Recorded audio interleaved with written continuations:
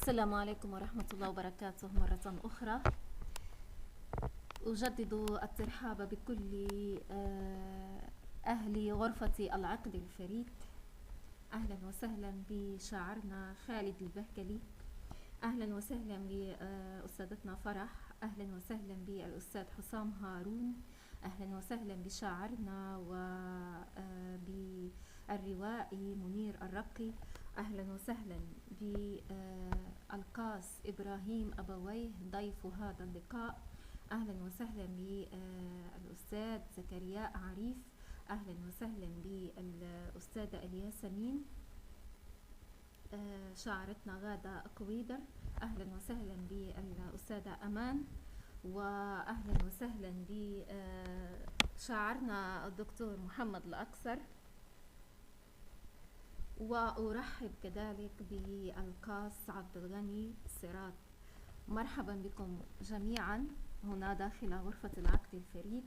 والليلة كما نعلم لقاء آخر نخط به سطرا آخر في دفتر العقد الفريد، وهذه المرة نخطه بمداد سردي مع كاتب قصة عرف قلمه بجرأة الموضوع وجرأة تبني الشكل الحديث لجنس القصة، وهو القصة القصيرة جدا، ينبض بقوة على البياض ويمضي بخطى صاخبة الإيقاع نحو تحقيق حلم الكتابة الهادفة المحتوية لإنسانية الإنسان في مجتمعه، ولذلك لا تجده يستنفذ وقتا في الوقوف انتظارا لسماع رنة تصفيق الإعجاب، ولا تجده واضعا اسمه في لائحة المطالبين بتسليط أضواء الشهرة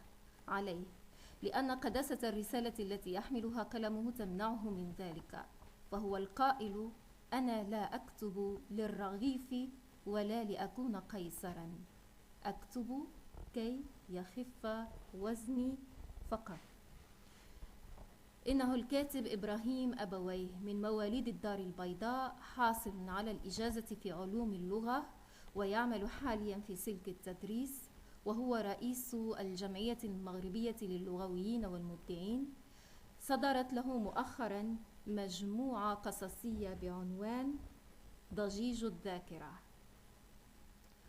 وأترك له اللاقطة ليقول كلمة البدء في هذا اللقاء. تفضل أستاذ إبراهيم، وأهلا وسهلا بالأستاذ ضياء الحيان.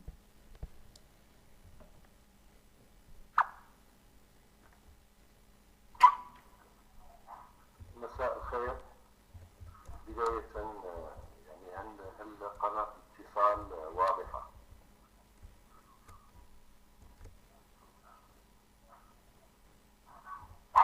شكرا لكم جميعا.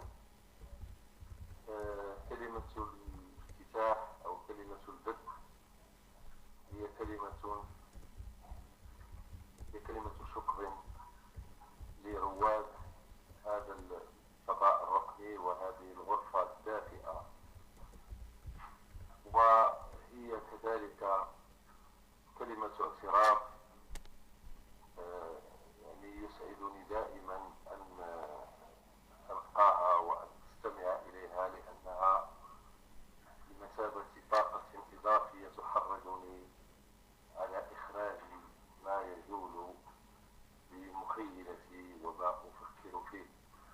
قبل ذلك أشكر الأستاذة والناقدة فاطمة مرغيش على هذا السبق في جعل هذه المنابر تعج بالثقافة والفكر والإبداع، وهذا يحسب لها في ميزان الحسنات وفي ميزان الرقي. أشكر الأستاذ خالد البهكلي على حضوره الجميل وكلماته الرائعة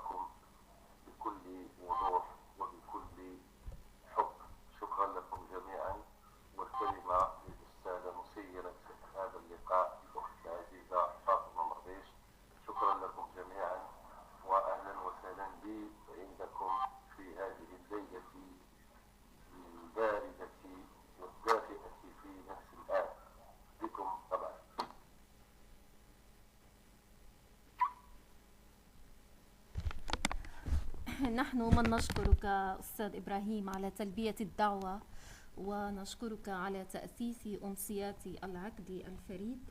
ونبدأ معك بسؤالنا الأول.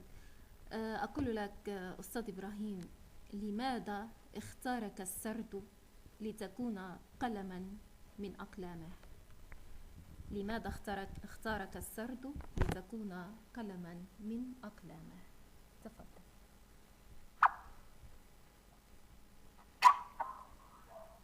شكرا لك أختي فاطمة، وأتمنى يعني أن تكون أجوبتي يعني أجوبة مركزة، حتى لا يصبح الكلام فقط يعني عابر سبيل في هذا الفضاء. نريد أن نستمع إلى أصدقائنا وإلى رجع الصدى الذي قد نتركه عندكم.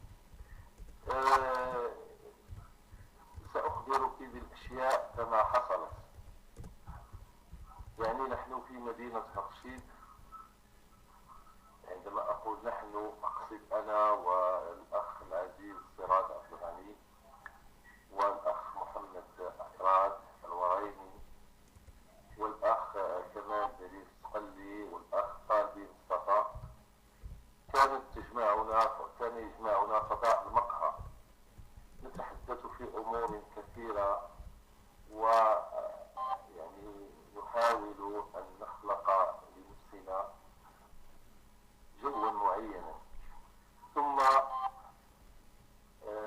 انتقلنا من هذه اللقاءات عادية جدا، وعليكم السلام أخت جهاد، إلى تصور آخر. هذا التصور جاء انطلاقا من يعني من دخولنا لأحد المنتديات الدولية التي، والأخ أكثر يعرف ذلك ومنير كذلك، الجمعية الدولية للغويين والمذيعين العرب، اللغويين والمترجمين العرب. وحرضت أصدقائي على الانخراط في هذه الجمعية، إيمانا منا بأن الفضاء الرقمي قد سهل علينا هذه عملية التواصل والتعرف على الأدب المشرقي والأدب يعني بالصفة الأخرى.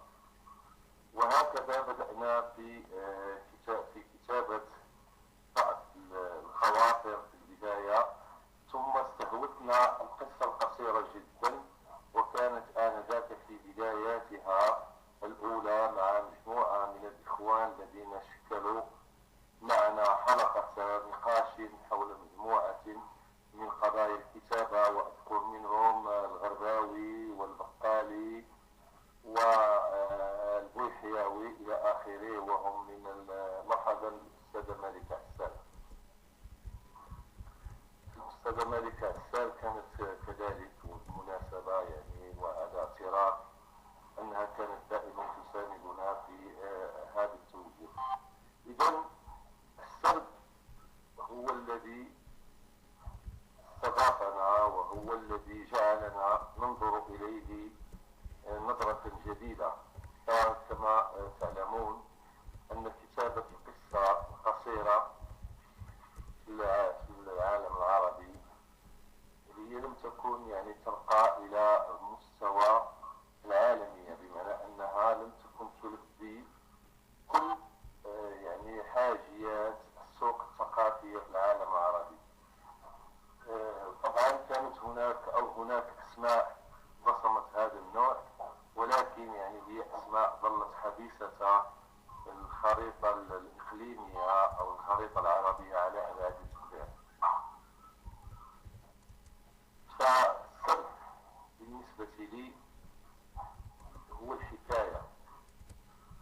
السرد هو أن أختزل في لحظة ما شعورا أحس به، ويكون دائما هذا الشعور مصحوبا بأزمة داخلية أو بانعكاسات المحيط على الذات، بمعنى أن المحيط عندما يؤثر، وأنا لا أقصد الأحداث العادية سياسية أو اجتماعية، وإنما أقصد القضايا الكبرى، القضايا الفكرية، عندما لا تنسجم أو لا يكون لها رجع صدى على واقعنا العربي، فإني أحس بنوع من الخيبة. هذه الخيبة تصبح في لحظة من اللحظات حكاية يمكن أن تنقلها اللغة بوسائلها وبطريقتها إلى المتلقي. وفي الحقيقة أنا لا أجد أي إشكال في نقل تلك الأحاسيس، ولا أدخل في متاهات الترميق أو الكتابة التي تريد أن تنتمي إلى الجنس، بقدر ما أحاول دائما أن أجعل اللغة سبيلا للتعبير، سبيلا لوصف حالة معينة وجعلها حالة إنسانية يمكن أن تترجم إلى إحساس مشترك. هذا ما أفكر فيه دائما وأنا أكتب، وأعتقد أني دائما، وهذا يعرفه دائما أخي صباح الغالي، أنني لا أكتب في لحظة الفرح، وإنما أكتب في لحظة الحزن وفي لحظة الأزمة. في لحظة الأزمة أحس أن الأشياء تختلط في ذهني، وأن الأشكال تأخذ أبعادا أخرى غير تلك التي أواجهها بشكل مباشر، فأحاول دائما أن أجعل منها حكاية صغيرة مركزة، ولكنها تخرج إلى حقول دلالية كبيرة. وهذا هو الهدف الأساسي الذي أفكر فيه دائما كلما أردت كتابة نص من النصوص. وشكرا لك أخت فاطمة. نعم أستاذ إبراهيم. إذن أستاذ إبراهيم يقول إن يترك لما يجيش بداخله يتحرك ويخرجه على البياض، فلا يتدخل كثيرا في هذا الذي يتحرك بداخله. وطبعا حكى لنا بدايته مع عالم السرد. أهلا وسهلا بمن انضم إلينا، أهلا وسهلا بالأستاذة جهاد مثناني، أهلا وسهلا بالأستاذة مالكة عسال، أهلا وسهلا بالأستاذة نجوى عمار. مرحبا بكم جميعا هنا داخل غرفة العقد الفريد. طيب أستاذ إبراهيم، نحب أن نعرف ما الذي يخلق الحكاية عندك؟ الحكاية النواة الأولى لأي شكل سردي، ما الذي يشكلها ويخلقها عندك؟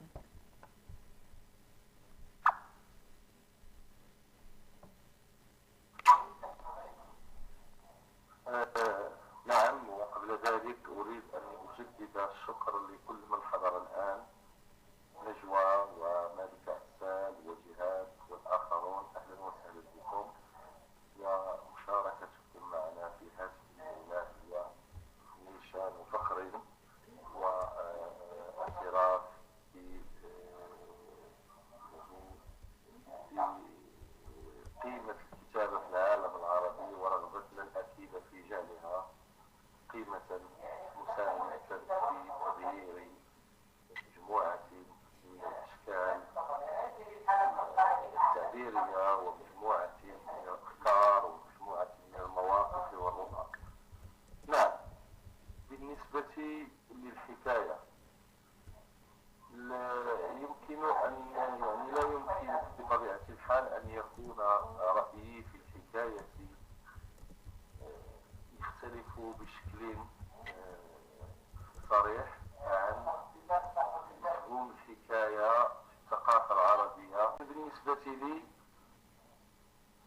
الحكاية تأخذ أبعادا أخرى تنطلق من عمق السحيق داخل الذات وداخل المخزون الذي لا أعرف شخصيا مصدره. عندما كنت يافعا أو عندما كنت طفلا صغيرا كنت أحب قراءة القصص والحكايات، سواء ليس هناك أي تلفاز أمامي، بالعكس أنا وحيد في غرفة باردة، وحتى زوجتي فإنها تتحدث بصوت لطيف على الهاتف، إذا هناك مشكل على أعتقد.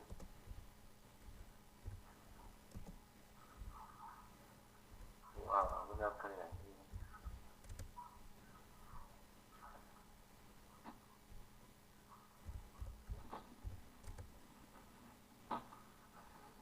قلت بأن الحكاية بالنسبة لي شخصيا هي حكاية قديمة تشكلت داخل الذات وتدورت لكي تصبح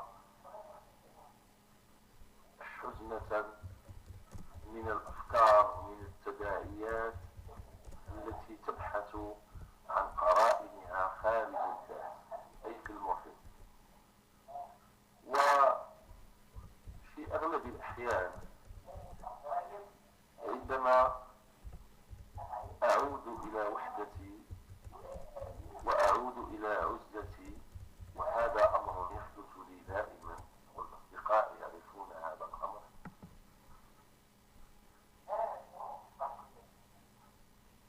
فأرى أنني أنظر إلى ما يحدث خارج الذات وكأنه شيء غريب جدا، فيتم في تلك اللحظة بالذات تتم عملية الرفض، بمعنى أنني لا أستطيع أن أمد ذلك الجسر أو أن أتراجع عن موقف ما أو أن أرى الأشياء وأستفيد من تشكلها أو أن أستفيد من تناقضاتها لأجل مصلحتي الذاتية. أنا لا أكتب الحكاية لكي أنتمي إلى هذا الجنس القصصي أو لكي أضع اسمي بين رواد هذا الجنس أو رواد السب بصفة عامة، بل إني أكتب عادة تلك الحكاية التي تشكلت منذ طفولتي، تلك الحكاية التي لا أستطيع وصفها رغم كل ما أكتب، تلك الحكاية التي تترك في أثرا بليغا وجرحا عميقا. ربما أنني طغاوي، ربما أنني مثالي يعني فوق العادة، ولكني أحب دائما أن أرى الأشياء وهي تسير على خط رفيع، على خط تلتقي فيه الكلمات بمعانيها، بمعنى أن أزمتي هي أزمة علاقة بين الدال والمدلول، هي أزمة علاقة بين الذات والمحيط.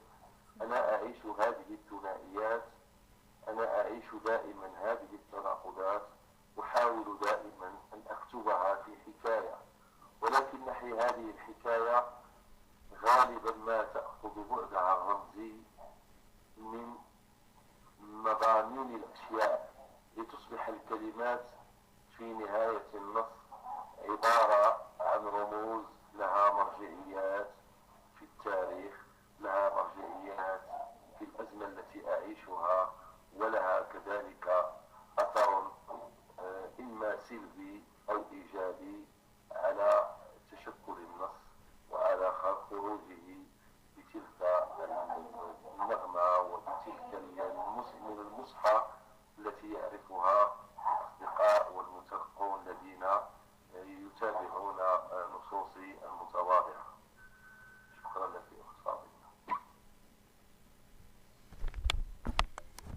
شكرا لك أستاذ إبراهيم. والعلاقة بين الدال والمدلول، بين الذات والمضمون، العلاقة الجدلية بين إبراهيم أبويه ومحيطه هي التي تخلق الحكاية عنده.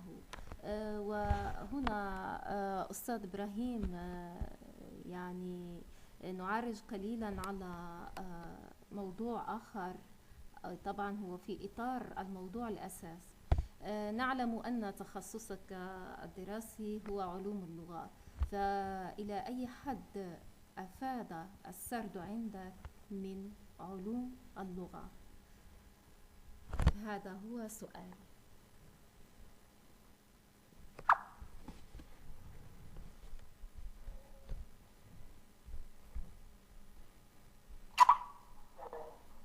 شكرا لك أخت فاطمة. بطبيعة الحال يعني لابد أن تكون هناك جدلية، لابد أن تكون هناك علاقة. فإذا كان الرسام أو الفنان التشكيلي يشتغل بالألوان، والموسيقي يشتغل بالآلات الموسيقية الوترية أو التي تعتمد على النفخ إلى آخره، والمسرحي يشتغل بجسده، والسينمائي يشتغل على الصورة، فالكاتب يملك فقط وسيلة اللغة، أي أنها هي وجهه الأساسي، فهو لا يملك لا ريشة ولا أداة موسيقية. أداته هي أن يخلق ويبدع داخل اللغة. بطبيعة الحال المعارف اللغوية هي تساعد على تكوين وخلق متواليات تكون قادرة على يعني استقبال حقول دلالية كبيرة جدا. فأن تجعل معرفتك باللغة وسيلة للإبداع، هذا لا أعتقد أنه صحيح، لأنه حتى في الشعر هناك الشعر وهناك القلم، أي بمعنى أنه ليس كل من يعني ينمق قصيدة فهو شاعر. الشاعر مثلا هو الذي يستطيع أن يأتي بصور جديدة، هي أدوات مساعدة فقط.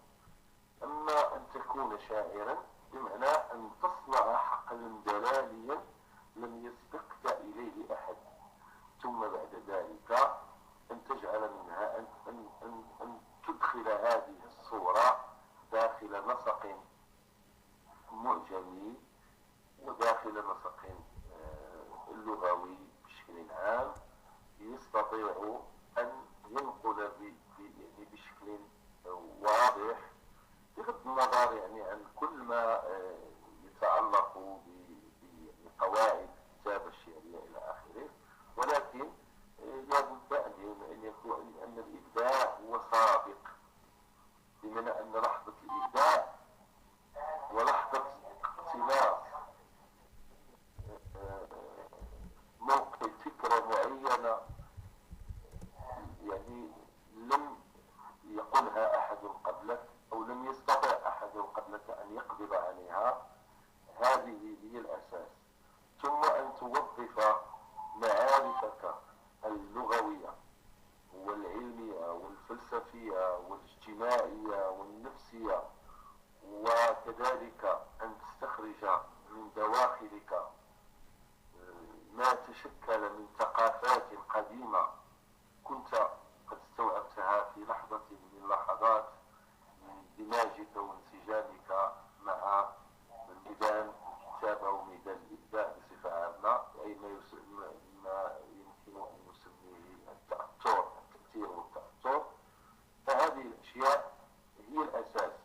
أما المعرفة اللغوية تبقى عاملا للتحكم في الأدوات ولإخراج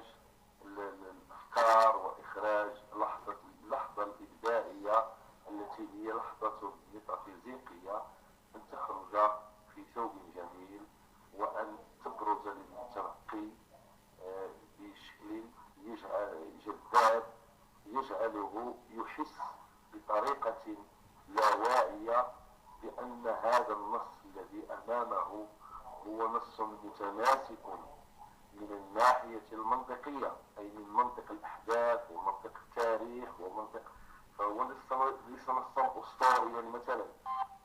وكذلك أن يحترم الكاتب هذا المتلقي بأن يقدم له هذه القيمة الإبداعية داخل لغة بدون أخطاء، داخل لغة فيها احترام للذوق واحترام للبناء واحترام كذلك لقواعد الكتابة السردية كما اصطلح عليها يعني النقاد والعارفون بهذا الحقل. إذن المعرفة اللغوية يمكن أن تصبح معرفة وظيفية إذا سبقتها أولا أنامل مبدعة، بمعنى أن يكون الكاتب مبدعا، أن يعيش لحظة الإبداع. فالقبض على لحظة الإبداع أصعب بكثير من إدخالها ومن إلباسها ثوب اللغة، لأنه لا يمكن لكاتب يريد أن يقدم منتجا أو متنا إبداعيا فمن المفروض عليه أولا، وهذا شرط لا يعني شرط أساسي جدا، هو أن يكون متملكا ومتمكنا من الأداة الأساسية التي هي اللغة. فبدون لغة لا يمكن أن ننتج نصا، هذه يعني مسألة أصبحنا نلاحظها بشكل كبير، هو أن عددا كبيرا من رواد الانترنت والذين يعتقدون أن باستطاعتهم أن ينتجوا نصوصا إبداعية على غرار ما يقرؤون فيسقطون في الخطأ الأكبر، خطأ عدم التمكن من الأدوات اللغوية، وأحيانا عدم معرفة المجال الذي يدخلون فيه. وهذه مسائل يعني ربما قد نناقشها في سياق آخر. لكن الواقع أختي فاطمة.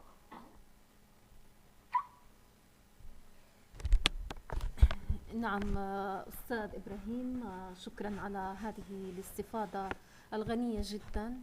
وطبعا الخلاصة أن اللغة وحدها أو التمكن من الأدوات اللغوية وحدها لا يخلق نصا سرديا ونصا إبداعيا بصفة عامة، ولكن تقنيات الإبداع، تقنيات الجنس الأدبي، وإضافة إلى اللغة وإضافة إلى مجموعة من العوامل الأخرى هي التي تخلق لنا نصا إبداعيا.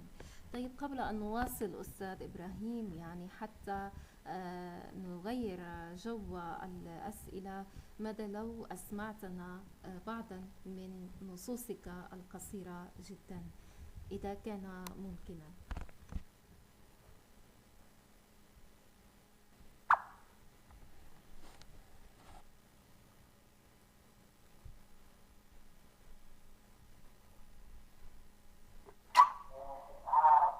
شكرا لك أختي فاطمة. ربما الاستماع إلى النصوص يكون له وقع أكثر، لأن الكلام عن النصوص والكلام عن الإبداع هو أمر جيد، ولكن يعني الاستماع كذلك هو له كذلك أثر جميل.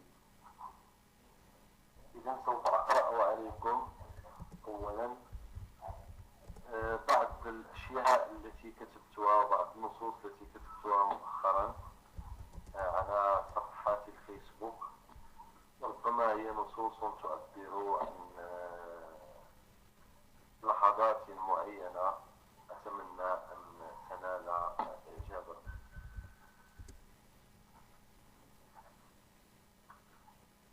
رسالة إلى رجل أعرفه ولا يعرفني. سلام بين الحقيقة والمجاز وبعد.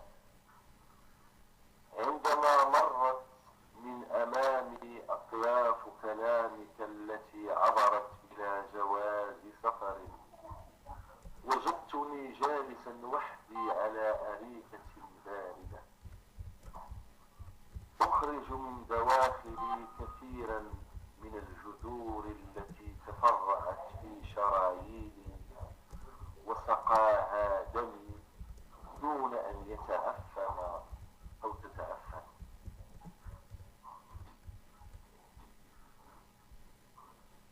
نظرت إليها طويلا. عصفت بكياني رياح قوية حملتني إلى تخوم بعيدة وتركتني هناك. أصبحت كلماتك سيوفا تتراقص في السماء ثم تسقط على أطراف الصخر. لم تكن إلا أزهارا فقدت ترابها وترعرعت في ديار غريبة. لقد جلسنا ونسجنا خيوطا من كلام، وكنت دائما أراك معجما متعدد اللغات، تتضارب فيك أزمان متنافرة وتعيش بداخلك أقوام من أحجام متنوعة. كنت يا صديقي تفتح نافذة كبيرة تعكس صورتها فيك، توهمك بأن الطريق إلى الجنة يحتاج فقط لبضع رقصات. الكلام يصبح نضالا للعدو. أحس بالأريكة تزرع في مؤخرتي حدائق شوك، ثم أصرخ صرختي كأنها الموت، كأنها النهاية، أو كأنها الصمت الأخير.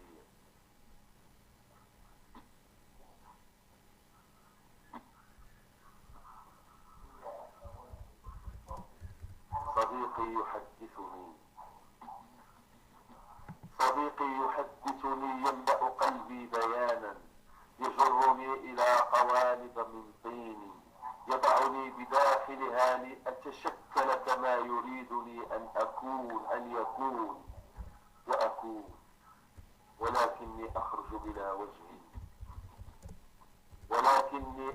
بلا وجه يميزني، أو لوحة معلقة على صور لا ينتبه لوجودها المارون ولا يمسح غبارها عابر سبيل. أرتشف من قهوتي بعد السواد ثم أصرخ من جديد، وكأن اللغة أصبحت ذرات من أنين فتناغمت في حنجرتي لتخرج مثل عصفور فتح له الريح باب القفص فجأة ليعانق السماء. كنت سعيدا جدا. صديقي يحدثني عن الحياة، عن الحب، عن الأخلاق وعن الجنة. يكاد اليقين يغطي كل تفاصيله الجرداء، ثم يأمرني أن أركب المكان برفقته. يسحبني بقوة، تفاصيل وجهه تلفها ابتسامة فقدت كثيرا من سماتها، لكن مؤخرتي نبتت على الأريكة ورودا تفتحت في أحشائي، وجذورا جديدة ستعيش على ما تبقى من تراب.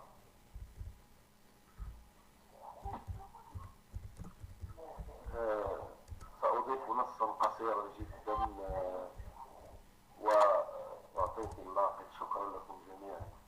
مرحبا بالأخت منيرة والكبريائي، أعتقد أنه الكيميائي. مرحبا بكم. شكرا لكم جميعا.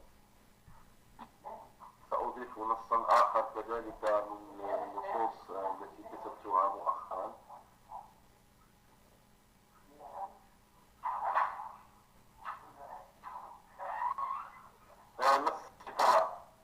انشطار قصة قصيرة جدا أو قل مقصوصة.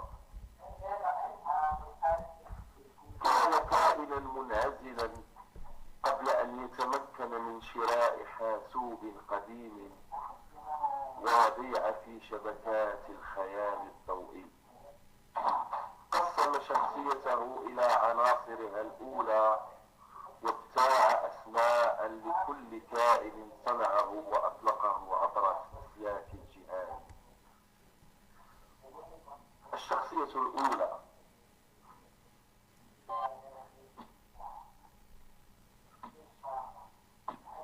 كائن عدواني يرى العالم شرا كاملا، وكلما نبتت على جوانبه زهرة برية اقتلعها من جذورها ومزق وريقاتها الطرية بعنف ظاهر. الشخصية الثانية كائن لطيف يبحث عن كلمات تزين باب بيته، كلما دقت أنامل رقيقة تبحث عن صورتها بين الكائنات المفترضة. يغزل من معجم الجمال معطفا عميقا، يغزل من معجم الجمال معطفا عميقا يلبسه كلما حل ربيع جديد. الشخصية الثالثة كائن يعتقد أن وراء الجبال يعم الفراغ، وأن الآخرين عدم، تتضخم أناه حتى يغدو طفلا للحروب. الشخصية الرابعة كائن يجري في كل اتجاه دون أن يعرف وجهته بالضبط، سيصل يوما إلى حيث تولد البدايات ليبدأ الركض من جديد. الشخصية الخامسة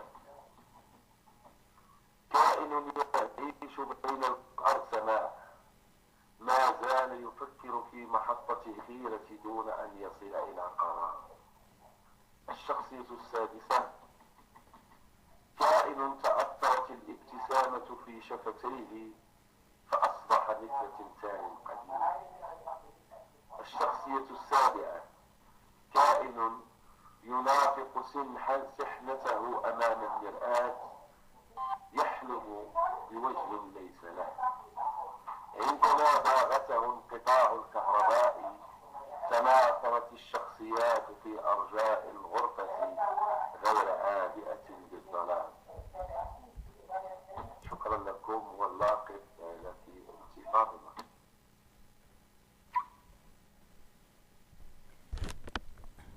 نشكرك أيها القاص الرائع إبراهيم أبويه، شكرا على هذه الانتقاءات البديعة جدا من إبداعك القصصي، وقربتنا أكثر من القصة القصيرة جدا، قربتنا أكثر من وجه هذا الجنس الأدبي.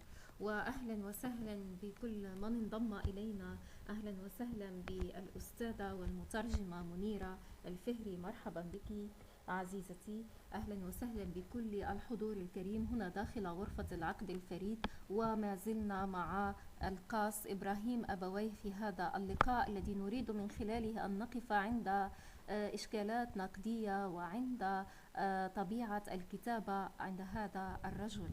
وهنا على الخاص لدي مجموعة من الأسئلة من الأستاذة غادة ومن الأستاذ ضياء ومن الأستاذ خالد البهكلي، وطبعا ستأتي كلها بالتدريج يعني حسب السياق الذي نحن ماضون فيه.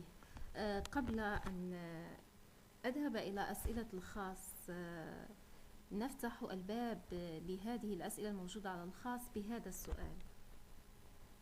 أقول لك أستاذ إبراهيم، هل يمكن اعتبار القصة القصيرة جدا، وهي طبعا القصة القصيرة ليست بمعزل عن أشكال سردية سابقة، المقامة والنادرة والرواية والقصة، هل يمكن اعتبارها رؤية جديدة للكون من منظور سردي؟ هذا هو سؤالي.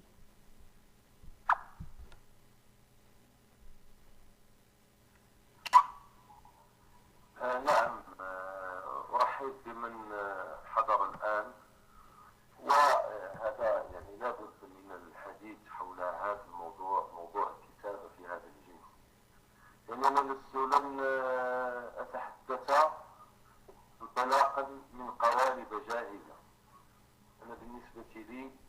هذه المنظور يعني أعتبره أساسيا لحظة الكتابة ولحظة الإبداع، ولست ممن يعني يحاولون أن يضعوا لنا هيكلا معينا، إما أن نلبسه اللحم الذي يريدونه هم، أم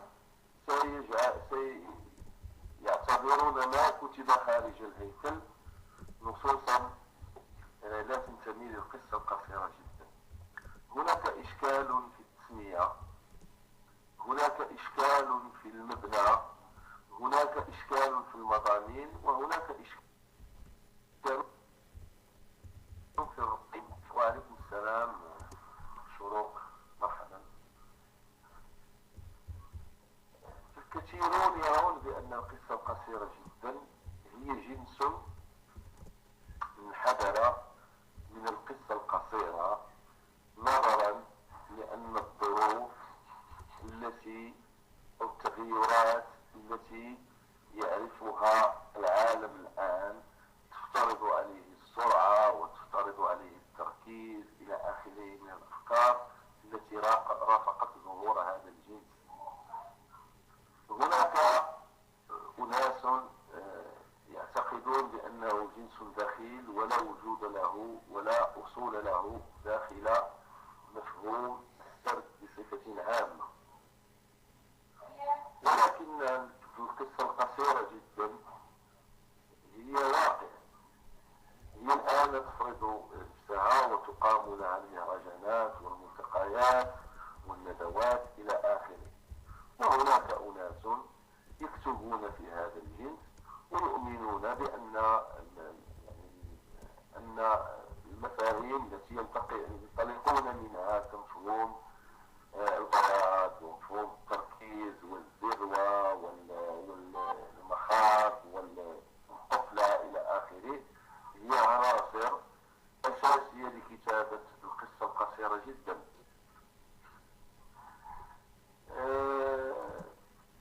بالنسبة لي أرى أن الإنجليز لا تشبه اللغة في أي نوع من أنواع الكتابة السردية المعروفة، سواء الأقصوصة، سواء القصة القصيرة، سواء الرواية، سواء يعني كل الأجناس التي يمكن أن تصنف داخل مفهوم يعني الكتابة السردية، لا داخل مفهوم السرد. أعتبر أن اللغة في هذا الجنس تصبح رموزا معجمية تستقي دلالاتها من حقول معرفية مجاورة، بمعنى أنها لا تعتمد فقط على المداخل المعجمية التي تحدد لها طبيعة العلاقات داخل الجمل أو داخل المتواليات، وإنما تصبح لمكونات الجملة من أفعال ومن أسماء ومن ظروف ومن أحوال إلى آخره، تصبح لكل عنصر من عناصر البناء، أي بناء الجملة السردية داخل النص القصير جدا، تصبح له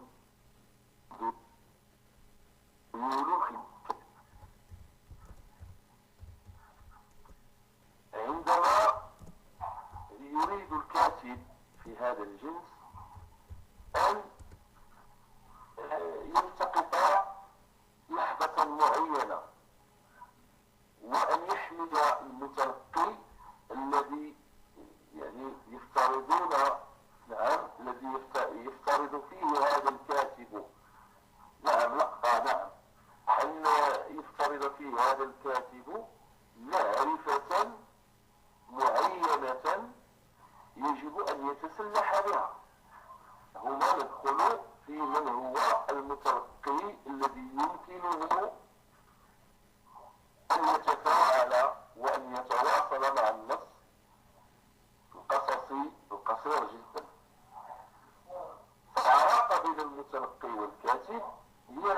علاقة أساسية في هذا الجنس، هي ليست علاقة متعة فقط، وإنما هي علاقة فهم، هي علاقة تواصل ثقافي شمولي، بمعنى أن الجملة في القصة القصيرة جدا يعني ليست هي الجملة الشعرية مثلا، وإنما هي جملة إذا ما فككناها يمكن أن نجد أن العناصر التي تكونت منها هي عناصر قد أخذت يعني أسنادها من حقول معرفية كثيرة. من الناحية التركيبية النحوية عموما، فأنا شخصيا يمكن أن أعتبر أن نحو النص في القصة القصيرة جدا يجب أن يدرس من تخصص جديد وليس من تخصصات سابقة، وهذا ما يقع عادة عندما يتناول النقاد بالدرس والتحليل القصة القصيرة جدا، فهم ينطلقون من معارف تتعلق إما بالقصة القصيرة أو تتعلق بالرواية، بمعنى أنه حتى الآن ورغم ما كتب ورغم المساهمات الكثيرة من مجموعة من الإخوان والأصدقاء الذين يعني يحاولون قدر جهودهم أن يضعوا إطارا نظريا ونقديا للقصة القصيرة جدا، غير أنهم في الحقيقة وفي رأيي المتواضع لم يستطيعوا لحد الآن القبض على هذا يعني على المضامين أو جعل هذه القصة تعيد تشكيل نفسها من خلال بناء أدوات جديدة تمكنها من الحياة لوقت طويل. فالصراع الآن الذي نخوضه داخل هذا الجنس هو صراع البقاء، أي أن تستنفذ القصة القصيرة جدا مضامينها ومن خلال هذا الإطار النظري الذي وضعه النقاد الآن، لأنه إطار محدود مغلق لن يساعد القصة القصيرة جدا على خلق كيانات أخرى وخلق نصوص جديدة بقدر ما سوف يلزمها بالسباحة داخل بركة ضيقة جدا، وبالتالي سوف تموت.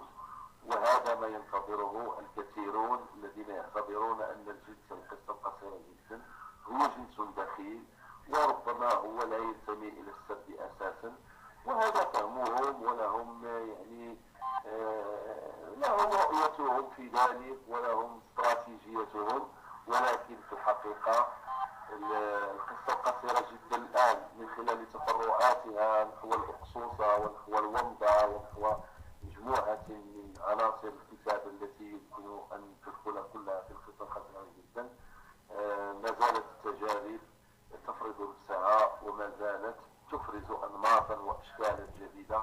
وأنا أحاول دائما من خلال كتابتي أن أكسر تلك المفاهيم وأن أكتب بطريقة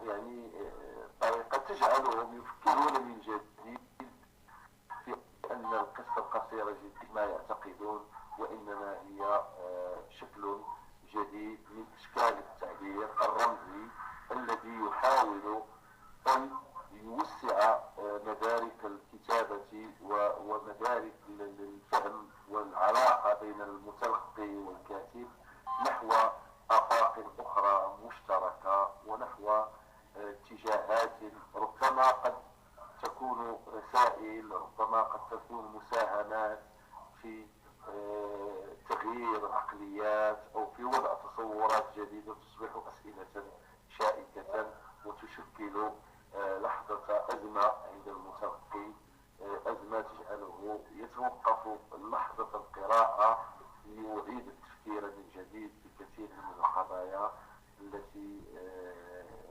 يتناولها هذه.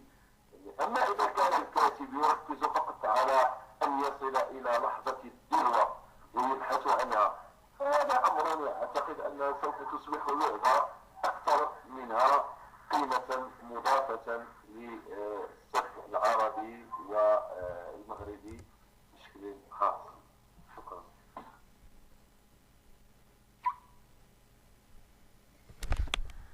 إذن على من يكتب القصة القصيرة جدا ومن يفكر في القصة القصيرة جدا نقديا وإبداعيا أن يرى أنها إضافة نوعية إلى الأشكال الإبداعية السردية الموجودة على الساحة الإبداعية العربية. ولذلك علينا أن نعيد التفكير، أن نخلق نظريات جديدة لهذا الجنس الأدبي الجديد. طيب أستاذ إبراهيم، هناك سؤال من الياسمين من أستاذتنا غادة قويدر، وهي تحب أن تسمع الإجابة لأنها ربما تغادرنا بسرعة. تقول لك الأستاذة غادة: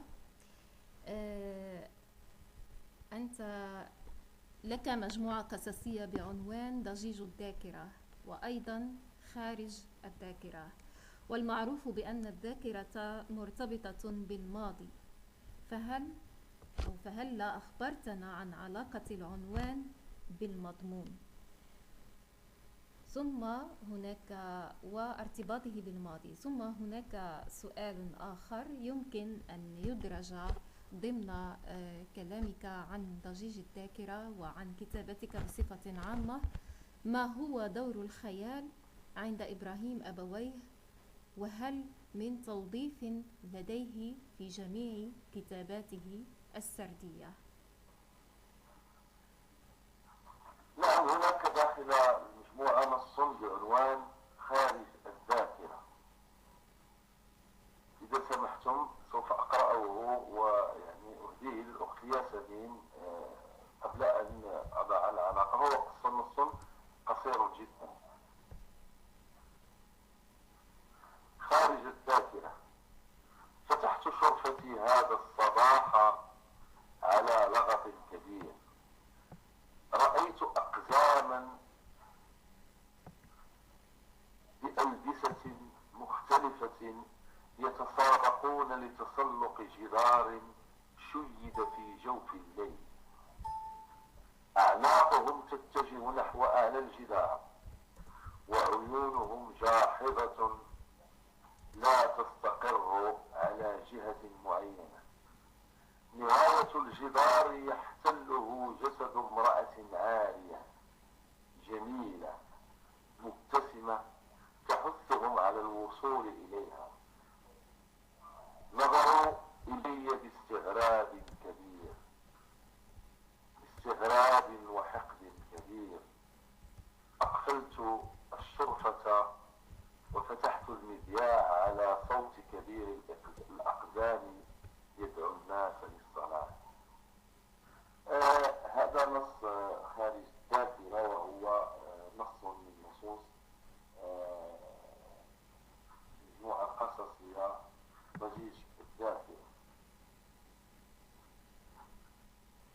يعني الذاكرة هي التي تختزن كل شيء. الذاكرة تحتفظ بالماضي، في الطفولة، بلحظات بلحظات قاسية تشكلت داخل الذات وأصبحت جزءا لا يتجزأ من رؤيتي للعالم. يعتقد الكثيرون أنني عندما أبتسم أكون سعيدا. سوف أستغل هذه اللحظة لأقول لكم جميعا وأهمس في آذانكم أن لحظات السعادة بالنسبة لي قليلة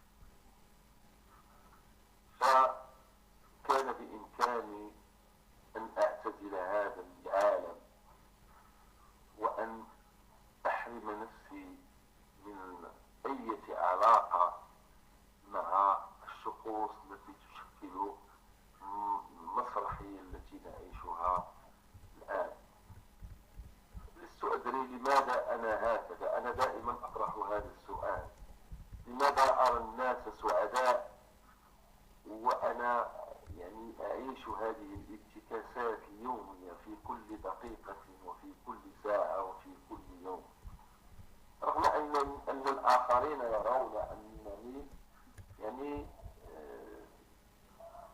يعني بالنسبة لهم أنني لا يمكن أن أكون تعيسا، لأن هناك ظروف تحيط بي يعني ستؤثر في علاقتي مع العالم الخارجي إلى آخره من هذه الأفكار المسبقة. ولكن أقول بأن نعم، هذا أمر، فمن يطلع على ضجيج الذاكرة يعرف أن مسألة الضجيج هي أن تعيش بداخلك مجموعة أو جيوش من الأفكار والتربية.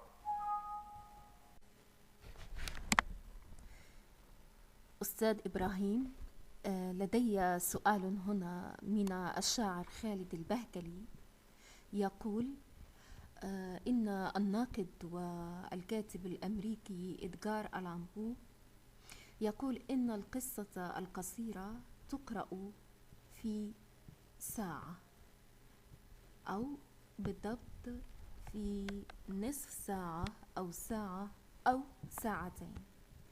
فماذا تقول أنت تعليقا على قول إدغار ألان بو؟ أقوله لأن هذا يبقى موقف الأخ والكاتب إدغار، لأن القصة أو السرد بصفة عامة لا أعتقد أنه مرتبط بالزمان، يعني أن تقرأ في ساعة وتقرأ في دقيقة وتقرأ في يومين أو في 3، هذا أمر لا أعتقد أن له دور في متعة القراءة أو في لذة النص كما يقول غولومبارد. القصة يمكن أن تقرأ في نصف ساعة، يمكن أن فهو يحددها بعدد الكلمات، لأن دائما القصة القصيرة غالبا ما يكون سقفها هو 100 صفحة و100 صفحة. نعم القصة القصيرة، ويتحدث عن القصة القصيرة ويتحدث عن القصة القصيرة جدا. فالقصة القصيرة يعني عادة ما تكتب في سقف 100 صفحة أو 90 صفحة، لذلك فمعدل القراءة يكون دائما بين ساعة وساعة وربع أو أقل من ذلك. أما بالنسبة للقصة القصيرة جدا يعني هناك أمر لا بد أن نذكره في هذه الليلة، وهو مسألة المجموعات القصصية التي تكتب في العالم العربي وفي المغرب. المجموعات القصصية عادة يعني تتكون من صفحتين أو صفحتين أو 3 صفحات على أكبر تقدير، فهل هي فعلا قصص قصيرة؟ كان الأستاذ والأخ والمترجم محمد عيد حنا قد تحدث عن ما يسمى بالكتاب القصصي. الكتاب القصصي يقصد به الكتاب القصصي وهي مجموعة قصصية مترابطة، بمعنى أنها تشتغل على تيمة واحدة وتشتغل على موضوع واحد، وتكون النصوص التي يتضمنها الكتاب القصصي تتحدث عن تيمة معينة، كانت تتحدث مثلا عن الموت، عن الانكسار، تتحدث عن الحياة، تتحدث عن أي موضوع من الموضوعات، ولكنها تجد نفس التيمة موجودة في كل النصوص. أي أنك في الأخير عندما تقرأ المجموعة القصصية فإنك تستخلص بأنها قد كلمة واحدة وأخذتها من زوايا متعددة. هذا ما يسمى بالكتاب القصصي. أما أن تكون مجموعة قصصية أحيانا تكون متناقرة من حيث المضامين ومن حيث حقولها الدلالية ومن حيث يعني توسعها الثقافي، فهذا يعني أحيانا يؤدي إلى الفشل في تصور معنى القصة القصيرة التي فازت هذه السنة اعترافا بقيمتها الإبداعية بجائزة نوبل. بالنسبة لي شخصيا لا أربط الكلام الإبداعي كان سردا أو كان شعرا، لا أربطه بالزمان أي باللحظة التي يقرأ فيها. فيمكن للنص قصير جدا أن يأخذ منك قراءات يعني متتابعة، في كل قراءة يمكن أن يكون الأثر أثرا معينا، أن يكون الأثر الذي تركه في كذلك النص أثرا بحقل دلالي معين، ولكن عندما تقرأ النص مرة أخرى يمكن أن تجد كذلك حقلا جديدا لم تكتشفه في القراءة الأولى. وعندما تقرأ النص في المرة الثالثة وهذا هكذا دواليك، وهذا هو ما يجعل القصة القصيرة جدا قصة ناجحة. عندما تستطيع هذه القصة أن تفتح لك باب التأويل وأن تجعل النص سجالا بين الكاتب والمتلقي، فهو يصبح حوارا حضاريا وحوارا إبداعيا يشارك فيه القارئ والكاتب على نفس النسق وعلى نفس المستوى. مسألة الانتماء يعني مسألة يعني لا يمكن أن الاعتداد بها، نظرا لأن الإبداع هو إبداع إنساني يمكن أن ينطلق من أوروبا كما يمكن أن ينطلق من أمريكا اللاتينية كما يمكن أن ينطلق من دول الساحل ومن يعني هذه مسألة ديال السبق لا غير يعني غير أساسية بالنسبة للثقافة. حتى الحضارات وحتى الثقافات الكبرى فكل ثقافة تأخذ من ثقافة سابقة، وهناك حلقات تربط بين كل هذه الثقافات، كل واحد يستفيد مما تركه الأولون. فالعرب استفادوا من ما تركه الهنود والفرس واليونان، والأوروبيين استفادوا مما تركه العرب، وستأتي أجيال أخرى ستستفيد مما تركه الآخرون وهكذا. فمسألة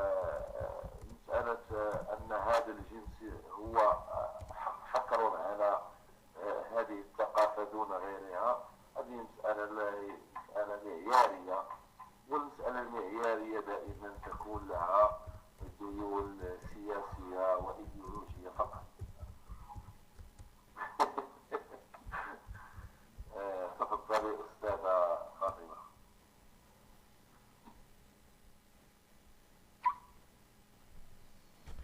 شكرا لأستاذنا إبراهيم أبويه، ونرجو أن لا نكون قد أتعبناك، وأرجو أن يكون صوتي الآن يصلكم بوضوح.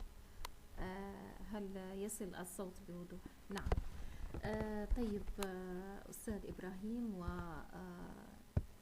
وحتى يعني نواصل ما زلنا معك وحتى لا نطيل عليك أكثر، أنا أختصر مجموعة من الأسئلة، ولكن هناك سؤال من زكريا عريف يقول لك إن القصة القصيرة جدا طبعا عرفت مؤيدين على مستوى النقد وعرفت معارضين، وهناك من يتنبأ بنهايتها عاجلا، لأنها يعني تماما كما يحدث الآن مع قصيدة النصر، هي كلما كان هناك شكل إبداعي جديد إلا وخالف القواعد وخالف الأشكال الكلاسيكية إلا وكان له معارضون. لكن هناك من النقاد حسب ما يقول زكريا يتنبؤون بالنهاية السريعة للقصة القصيرة جدا. فماذا تقول أنت في هذا الموضوع؟ وأهلا وسهلا بشاعرنا الكبير جعفر حيدر، مرحبا بك.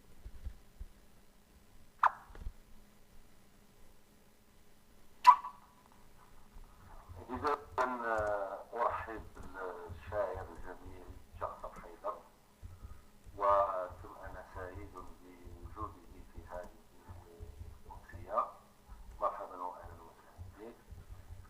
كما أشكر الأخ زكريا على هذا الطرح، لأنه طرح موجود في دواليب نقد الثقافة العربية، ويمكن أن نضرب مثلا على ذلك بما يقال حول اللغة العربية.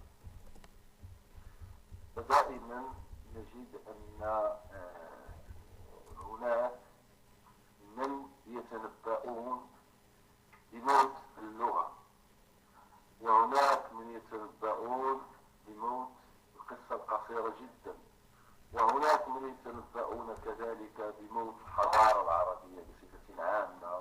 وهناك كلام كثير حول الموت وحول اندحار، يعني سواء كان شعر أو أي مجال من مجالات. وعليكم السلام الأخ النغمهاري. أقول للأخ زكريا،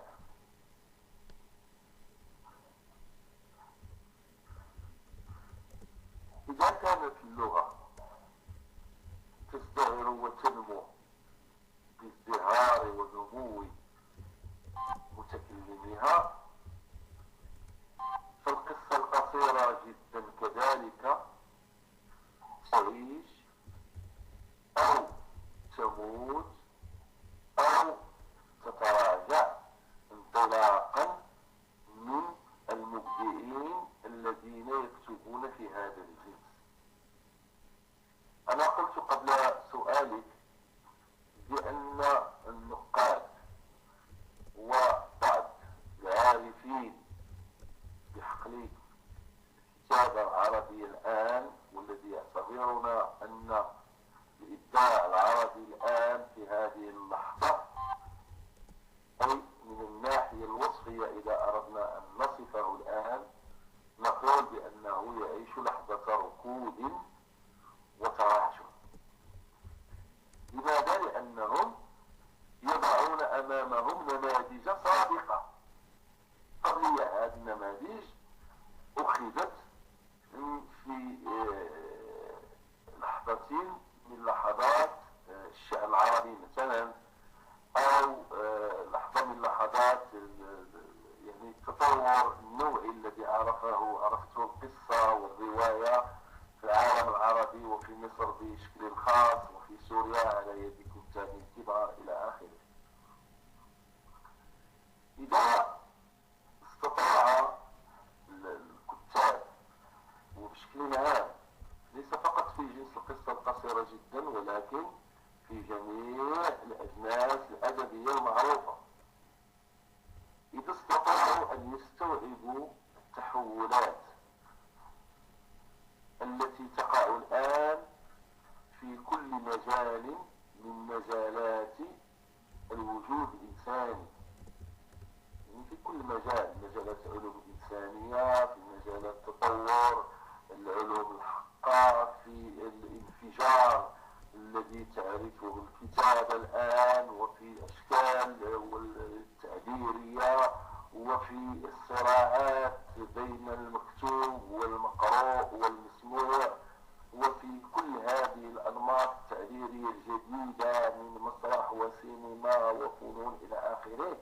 فإن الكتابة الإبداعية التي تتخذ اللغة وسيلة لها يجب عليها كذلك أن تتطور وأن تستوعب هذه التحولات الكبرى التي تقع خارجة يعني مثل الإبداع، فهي تستقي مضامينها من يعني من هذا البرود الخارجي، أي مما يعيشه الإنسان في كل نقطة من هذا الكوكب الأزرق. القصة قصيرة جدا لن تموت، ولكن بشرط.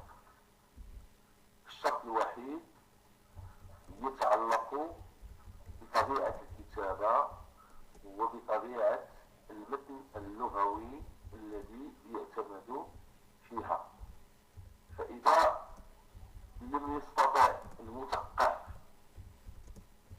والمبدع في العالم العربي أن يساهم في التحولات والتغيرات التي تعرفها المجتمعات العربية، والصراعات والانتكاسات والحروب التي تمس كل جانب أو كل عنصر من عناصر الثقافة والحضارة العربيتين، إذا لم يستوعب هذا الأمر وإذا لم يتجرد من مجموعة من القضايا التي ما زال يتخبط بداخلها، فحتما ليس فقط القصة القصيرة جدا، وإنما كل الأشكال التعبيرية باللغة سوف تفقد مصداقيتها، وسوف تفقد جماليتها، وسوف تصبح أو تتحنط داخل فضاءات مغلقة كما نحن الآن. إذا أردنا أن يتطور الإبداع عليه أن ينفتح، وإذا أراد أن ينفتح عليه أن يكون ناقلا لما يدور في محيطه، وأن يكون مساهما كذلك في التحولات الكبرى التي تعرفها الإنسانية. أما إذا بقي الكاتب متخبطا في أسئلته الخاصة ولا يعلم وظائفه وأدواره، وأحيانا هو يرتمي في أحضان السلطة الرمزية، ويرتمي في أحضان المكبوتات وفي أحضان القضايا الذاتية المحضة، فكيف سيكون هذا الكاتب يعني قادرا على وصف الحالة التي يعيشها الإنسان في محيطه أو في محيط آخر، وهو لم يستطع هو أن يتخلص من الرواسب القديمة التي تعلق يعني كيانه الإبداعي وتجعله يعيش في زنزانة كبيرة، ثم ما يفتأ أن يدخل في صراعات أخرى، وسيجد نفسه في النهاية جزءا بسيطا أو جزءا سلبيا يمكن أن يساهم أو أن تكون مساهمته سلبية أيضا، وبالتالي فلن تكون له تلك الأدوار، وسيموت أدبه، لأن هذا الأدب لم يستطع أن يقدم للمحيط تصورات وتنبؤات جديدة صادقة وقادرة على وصف الواقع وعلى وصف واقع الأديب الذي يعيشه في الداخل، والذي تشكل عبر معارف وعبر تصورات استقاها حتما من محيطه، واستقاها أيضا من أزماته التي تعيش بداخله. فالأخ زكريا، أقول لك في كلمة واحدة: القصة القصيرة جدا يمكنها أن تموت إذا مات فينا الإنسان، إذا لم نستطع أن نفك عقدا تعيش بداخلنا، وأن نتحرر لكي نقول بأن الإبداع هو صورة فقط للمبدع. فالمبدع عليه أن يكون متمثلا للأشياء الخارجية وقادرا على أن ينقل إحساساته لتصبح إحساسات إنسانية.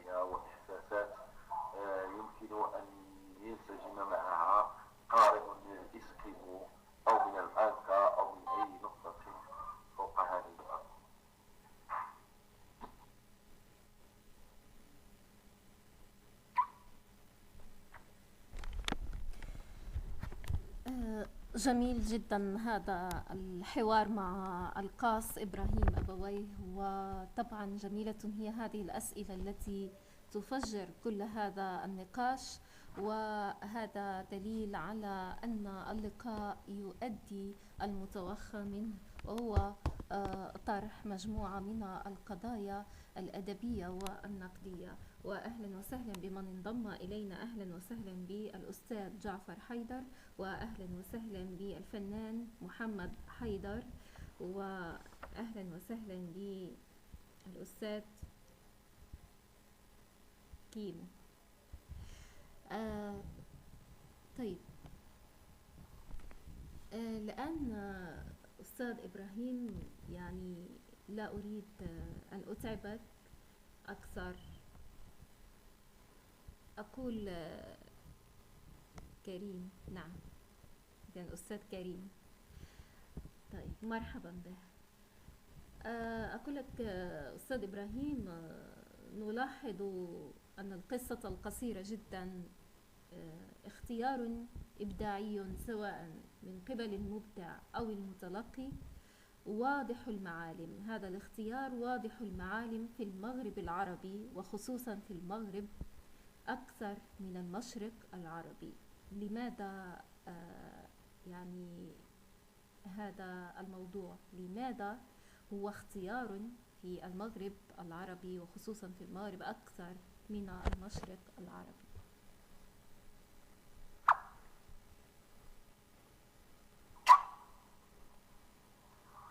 سوف أكون يعني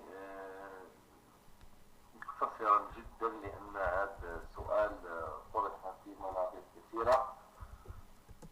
في المغرب العربي بحكم يعني القرب من أوروبا، وبحكم انفتاحه على اللغات الأخرى، وبحكم أنه تشتغل فيه الترجمة بشكل كبير، فالمغاربيون اطلاعهم على نماذج في الكتابة اللاتينية استطاعوا يعني أن يتبنوا هذا الجنس، وهو جنس بصراحة يعني وليس جنسا عربيا محضا، وإنما هو جنس أتانا عبر الترجمة.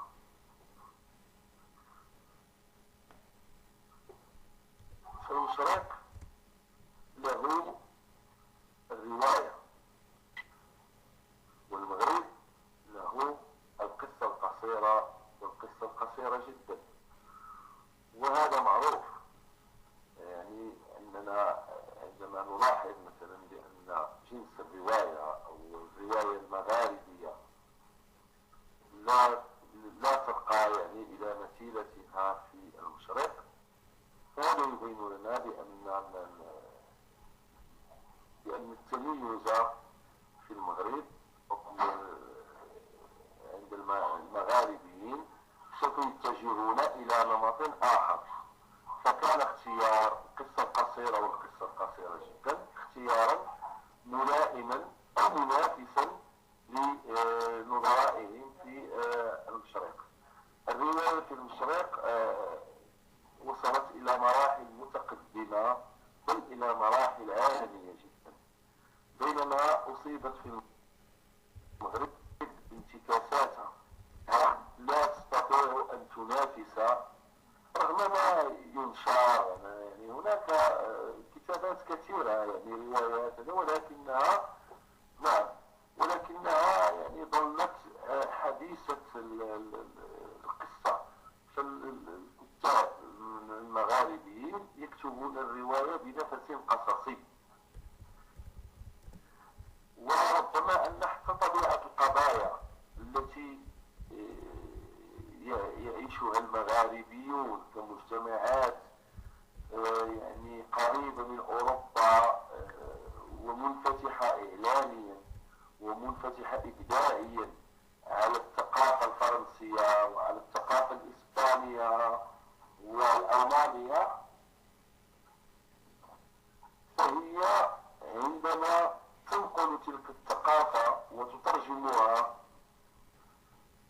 فإنها تأخذ منها. أهلا مرحبا بك أخ الأقصر. أهلا. فإنها تحاول أن تلبسها بعض القضايا الاجتماعية التي يعيشها المغاربة. لا بأس لا بأس. فإذا مثلا عدنا إلى الرواية في مصر وإلى نجيب محفوظ بالذات، فمثلا الرواية عند نجيب محفوظ نجد أن نجيب محفوظ يشتغل داخل مختبر. بمعنى أن نجيب محفوظ عندما يكتب رواية أو يكتب أجزاء من الروايات أو لا، فإنه يستطيع أن يتابع شخصية مثلا منذ نعومة أظفارها حتى لحظات موتها. وهذا تتبع الشخصية يتطلب معرفة نفسية واجتماعية وبيولوجية ويعني معلومات كثيرة لا يمكن حتى يعني يكون ذلك المتن الروائي يعني متماليا مع الشكل الحقيقي، أي أن تصبح تلك الرواية ناقلة لمجموعة من القضايا والتناقضات التي عرفها الواقع المصري آنذاك، وأن تأخذ في شكل رواية تجمع أكبر قدر من المعلومات.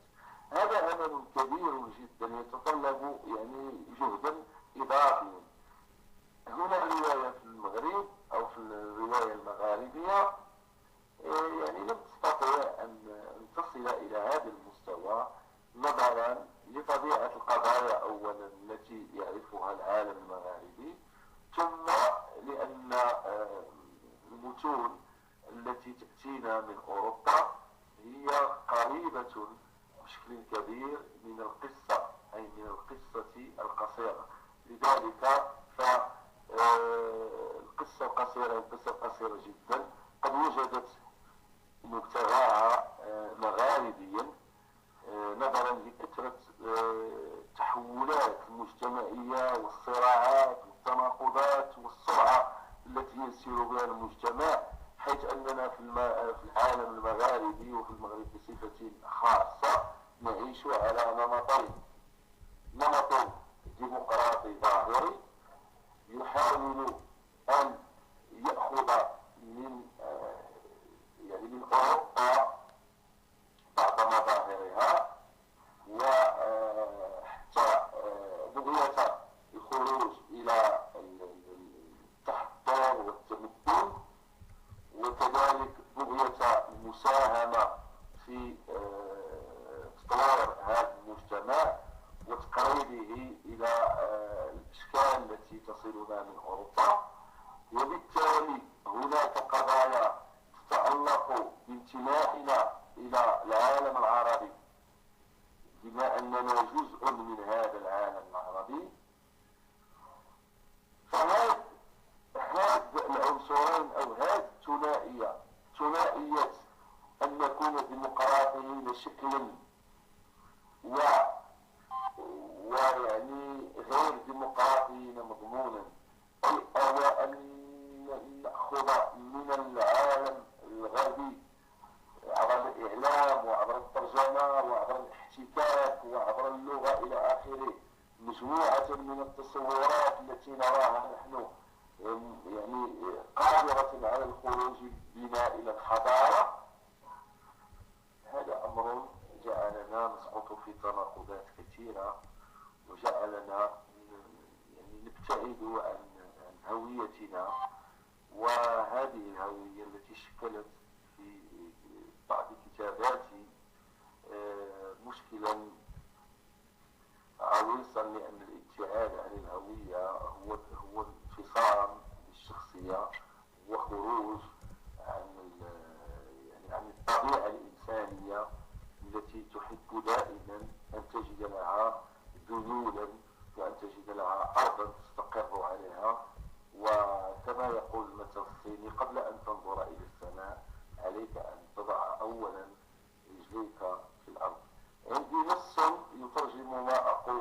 قلته، وهو يعني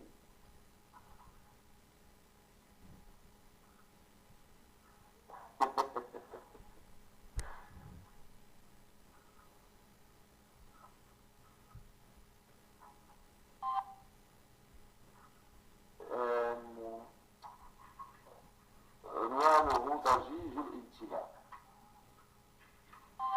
فكما قال ذات يوم الأخ عديد الذي كنت أتمنى أن يكون بيننا الليلة، فالضجيج قد قسمه هو ذات دراسة، قد قسمه إلى أنواع كثيرة من الضجيج: ضجيج اجتماعي، ضجيج سياسي، ضجيج انتمائي، ضجيج روحي إلى آخره.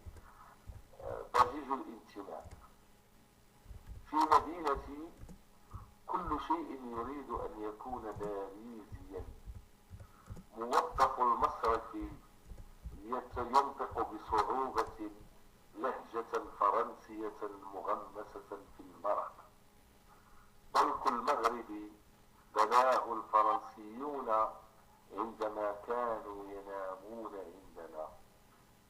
فواتير الماء والكهرباء فرنسية الصنع والكتابة. هويتنا تناقش بالفرنسية في كواليس الليل. إعلام مدبلج بالفرنسية. صديقان يجلسان في مقهى فرنسا يتبادلان حديثا. Tu sais صاحبي، دي شوز مهمين في هاد لافي ديالي. تكون عندي شي فواتير كلاس وشي فيزا لا فرنسا. قد أحتاج كل عام أن أتأكد من هويتي. يوما ما ربما أضطر لتأشيرة لعبور غربة هذا الوطن. هذا كلمة غربة هي الكلمة المحور في كل كتاباتي. فأنا أعيش غربة مزدوجة، وغربة الانتماء، وغربة فهم ما يدور بخارج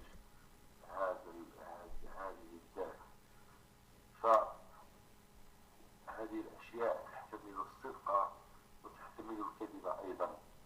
فقد أكون أنا كاذبا والمحيط صادق، وقد يكون العكس. ولكن المؤشرات التي يعني استقيتها من ثقافات كثيرة ومن حضارات كثيرة تبين لي بأن العالم هو عالم شرير، وهذا الشر لم يكن شرا يعني تلقائيا، وإنما هو شر مدبر له حتى يصبح ذلك الديناصور الذي يعيش بداخلنا ديناصورا يسحق كل شيء يأتي أمامه حتى يعيش هو فقط. فنحن نعيش في زمن الديناصور، ونحن الآن يعني نحاول أن نغير جلدنا ونصرخ قليلا أمام هذا الديناصور حتى لا يسحقنا بقدميه الكبيرتين. شكرا.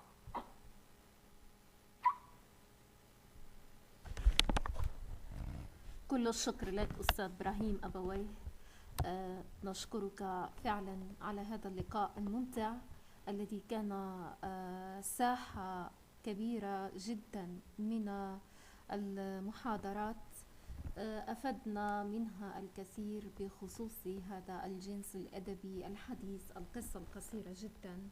ونعم، أشكر كل الذين أسهموا في تأسيس هذا اللقاء، وأكرر الشكر لك أستاذنا إبراهيم أبويه على قبول الدعوة وعلى سعة صدرك. وطبعا اللقاء لم ينتهي، لكن أنا فقط يعني أحببت أن أشكر الأستاذ إبراهيم، وأعطي الكلمة الآن للأستاذ سراد عبد الغني.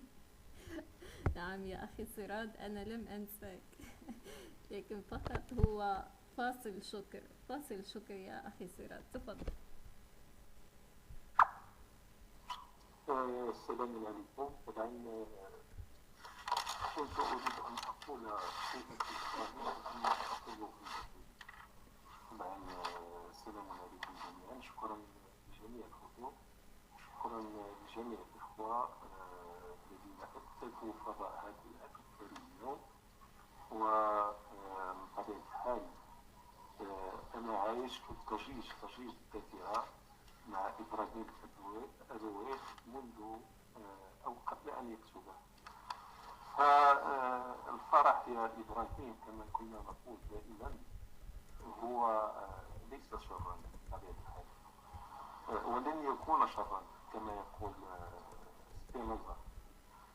ومن طبيعة الحال الضجيج الذي هو مثابة الحزن هو من طبيعة الحال هو الشر، وهذا الشر الذي يحمل الذكاء له مازح هنا. هذا الشر، هذا الشق التصوري او حتى نقول مثلا هذا الشق الأنثولوجي، فهو السعي لرؤية العالم من جهة الكيف. وحين نقول من جهة الكيف فهنا من جهة التركيب الشكلي، من جهة الحزن، من جهة الفرح، من جهة الآلام أو الآلام، من جميع النواحي إلا من جهة القلب الذي يستعمله البهتري. نعم. فالكتابة عند إبراهيم أبويه وكما أقول دائما هي انفعال أو هي فعل أو هي علاقات، فعل وانفعال، تشتغل مع ما هو قائم وتشتغل مع ما هو كائن في الواقع العربي بشكل كبير. لأن الضجيج أساسا ضجيج الذاكرة وهو ما تحمله الذاكرة من ليس من الذات فقط ولكن من العالم الآخر أي من الخارج.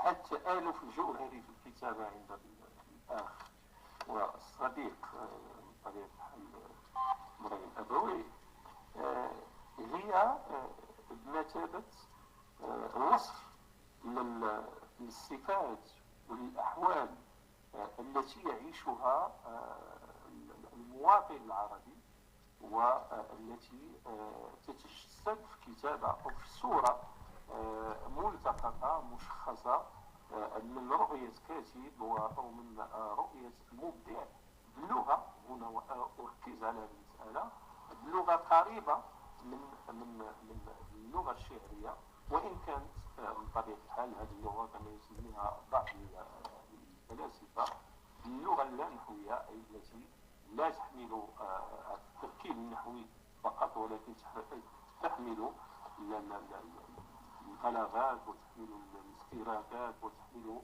ما إلى ذلك من المتخيلات. فهذه الكتابة كما أقول هي من طبيعة الحال ليست كتابة معرفية فقط، لا تحمل معرفة معينة فقط، ولكن تنضاف إلى هذه الحمولة المعرفية قيم. يمكن أن نقول بأن قيم أخلاقية أو قيم لا حتى يمكن أنها تكون قيم لا أخلاقية، ولكن هي تحمل جمال هذه القيم. وجمالية القيم هي نوع من الفكر الفلسفي الذي يتحدث عنه المبدع والقاص والشاعر وما إلى ذلك. فهذه الجمالية المعرفي والقيمي فهي مبنية بطبيعة الحال على وحدة تصور، وحدة الجوهر، على وحدة الصفات وتواطؤ أحد الصفات في إنتاج فكر قصصي معين، وكذلك على ضرورة أساسية في لابد. والآن حضر إلينا الشاعر حسن عبيدو الذي أبى إلا أن يشارك صديقه إبراهيم أبويه لقاءه اليوم هنا في غرفة العقد الفريد. تأخر عنا قليلا، لكن طبعا نعلم الظرف الذي أخره عنا، وله مداخلة بخصوص القاص إبراهيم أبويه. تفضل أستاذ حسن. في العمل الجمعوي، وهذا جانب في شخصيته. الأمر الثاني وهو الجانب المتعلق بالعلاقة الشخصية، وتربطنا تربة واحدة، فهو قد نشأ في أو هو من أصول تجمعني به، أصول واحدة تجمعني به، وهي منطقة ورزة سكورة. هذا أمر ثاني. أما الأمر الثالث والأجمل أيضا هو المرتبط بالكتابة والإبداع، وخاصة فيما يتعلق بالكتابة القصصية عنده. يمكن القول على سيدي إبراهيم أبوي أنه طاقة لا تعرف الملل ولا الكلام، رجل يتحقق في العمل الجمعوي بأفق غير محدود، رجل لا يقنع بما في يديه لكي تجده يزرع حقولا وأشجار أخرى كي تكون أبحى، رجل يعمل بالليل والنهار كي يكون الفعل الأدبي في المغرب فعلا بالفعل منتج. يمكن القول أننا عملنا من خلال تخطيطنا المستمر هذا العام على إنجاز ما لم يستطعه حتى المؤسسات المدعومة دعما كبيرا من قبل الدولة.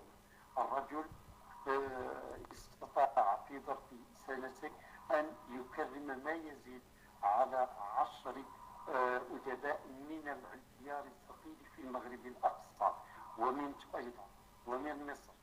يمكن أن أحدد الأسماء، نذكر إسماعيل الزويريخ، محمد علي الباوي، محمد صوف، حبيب دايم ربي، مكميمو، معلمة زايد، يعني غير هؤلاء كثير الحقيقة، فاطمة بن محمود من تونس، يعني الكثير.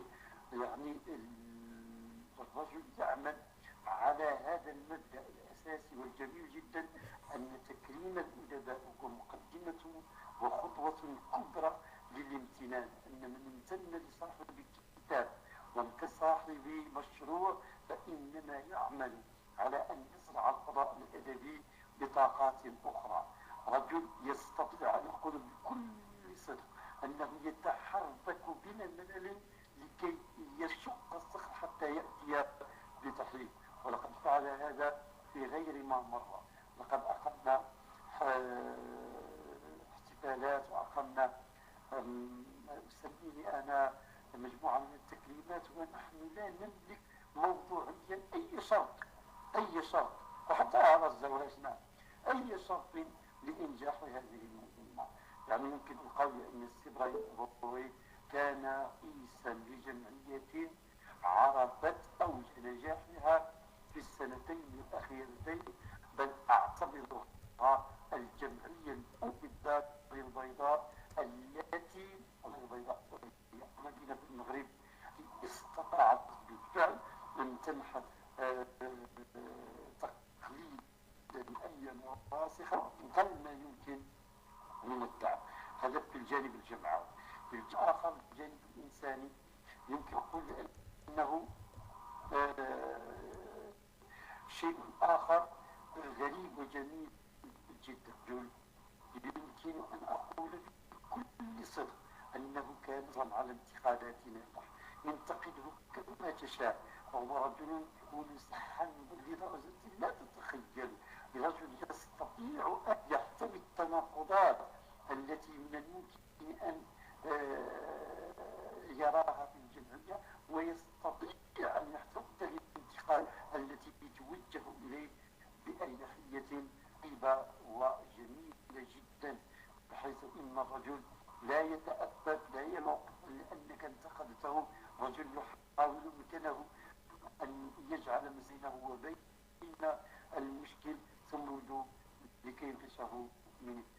ويمكن القول أن الرجل أيضا لحى بأن يكون أخا للجميع داخل هذه الجمعية وخارجها، بما امتلكه من روح الدعابة، بما امتلكه من روح الغائية، امتلكه من روح لا تعرف هذا النوع من البروتوكول الخادع الذي يجعلنا نتصرف مع الغير بلغة ليست هي حقيقة.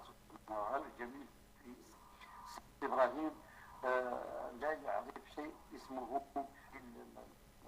البروتوكولات أن تكون حجابا بيننا وبين البحر. إبراهيم أيضا يمكن أن نقول من الناحية الأدبية إنه قصاص عملاق، ولا أقول باعتبارات زبونية، باعتبارات مجاملاتية، والله العظيم أبدا لا يمكن أن نفهم إبراهيم إلا من خلال أعماله. سحرتني قصة كانت قصة غاية في الجمال في الإبداع واسمها ذوبان، فرسخت في ذهني. وأردت أن تعرف قيمة أديب عندك اسأله عن عمل له بعد أن لا كل شيء، فإذا تذكرت للأديب شيئا فاعلم من أنه بالفعل استطاع أن يصل إليك وأن يصل إلى قلبك.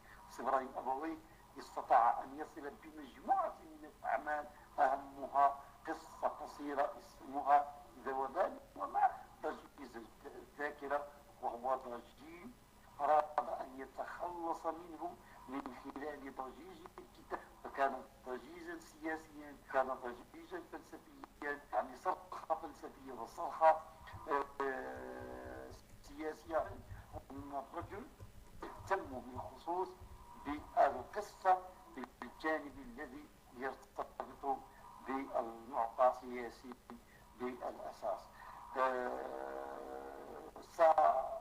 حينما لأنه ليس عندي الآن الكتاب ليس لدي، يمكن أن أقول بالفعل مسلم أبويه عنده من القصاصين المهمين في الساحة الوطنية الذين استطاعوا أن يتميزوا ببصمتهم الخاصة، وبالذات فيما أعتبرها أنا القصة القصيرة جدا ذات المنحى السياسي. حفظك الله سي إبراهيم أبويه. أعتقد بأنه هناك عمل يجب أن نقوم به، عمل يرتبط بالتأسيس لسلوك الثقافي في مدينة البيضاء، قادر على حماية، قادر على أن يحمي أنفسنا، قادر أن يعطينا الدفع اللازم من أجل رهان الاستمرارية. سهل أن نبدأ لكن صعب لنا أن نستمر. أجدد تهنئات للأستاذ خالد البهلي الذي أشكره كثيرا على الجهد الذي قام به هذه الغرفة. الله عز وجل تحول هذه الغرفة ودائما نقولها ونعيدها إلى شيء واقع، إنه يجب أن يلتقي أصحاب العقد الفريد. نقولها بكل صدق، أوجه الدعوة إلى سراد وإبراهيم أبويه وكل إخوة الجمعية العمل على أن يجتمع أهل العقد الفريد في لقاء واقع، لقاء نرى فيه بعضنا، لقاء احتفالي، لقاء يشكل نسميه يشكل إذا ما أردتم فرصة لبناء مشروع لننتقل فيه إلى هذه الغرف السرادية، ونعتبرها أن الواقع الحقيقي ليس هو افتراض، ولكن هو اللقاء الحقيقي، اللقاء الذي تحس فيه بنبض الآخر. بالفعل في تحقيق هذا الأمر وجهه للسي إبراهيم أبويه كدعوة لكي نفكر داخل الجمعية ومؤسسة له إن شاء الله تعالى، ولكن هي دعوة للإخوان فينا الواحدين للتفكير فيه بعين حقيقي ونرى له في هذا الأمر. أشكر السي سيراد عبد الغني ولا أشكره ولا أشكره وهو يعرف لماذا. السي إبراهيم وهو لاله فاطمة بارك الله فيك الله لك، الأستاذ الغالي سيدي جعفر، وما أدراك ما جعفر، القريب القريب القريب جدا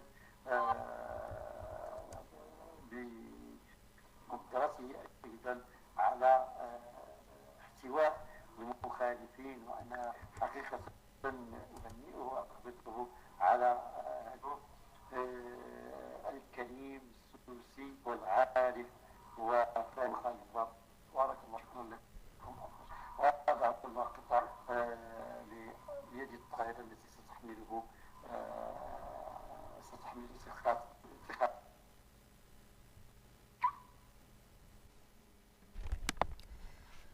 أستاذ حسن عبيدو، شكرا لك على هذه الكلمة الطيبة التي قلتها في حق كل أفراد غرفة العقد الفريد، وعلى الكلمة الدارسة التي قلتها في حق القاس إبراهيم أبويه.